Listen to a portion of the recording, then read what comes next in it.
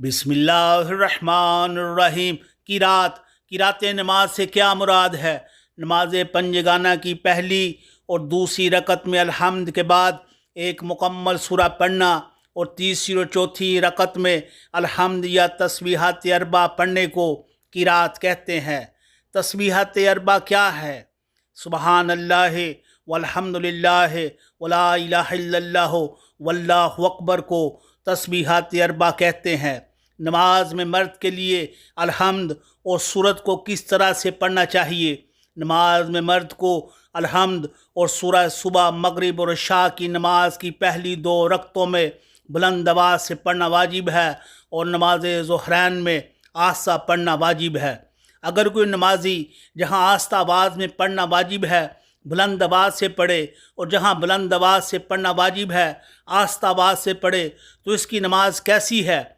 अगर उन्दन आस्ता की जगह बुलंद आवाज़ और बुलंद जगह की आस्ता आवाज़ से पढ़ेगा तो नमाज बातिल हो जाएगी। लेकिन अगर भूल कर या मसला ना जानने की वजह से ऐसा करे तो इसकी नमाज सही है। औरत को नमाज में अल्हम्द और सूरत को किस तरह पढ़ना चाहिए? औरत को तमाम नमाजें आस्ता पढ़नी चाहिए।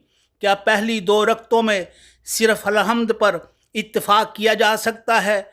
मरीज़ और वो शख्स जिसकी कोई मजबूरी हो या नमाज क़ज़ा हो रही हो तो फ़क़त अल्हम्द पर इत्तिफाक कर सकता है। क्या बिस्मिल्लाह सूरत का जुज़ है? जी हाँ, बिस्मिल्लाह सूरत का जुज़ है। लिहाजा बिस्मिल्लाह पढ़ने से पहले सूरत का तयन करे फिर बिस्मिल्लाह पढ़े। तस्बीहात अरबा किन रकात में पढ़ते हैं? तस्बीहात अरबा तीसरी और चौथी रकात में पढ़ते हैं। तस्बीहात अरबा का एक रकत में कितनी मरतबा पढ़ना ज़रूरी है?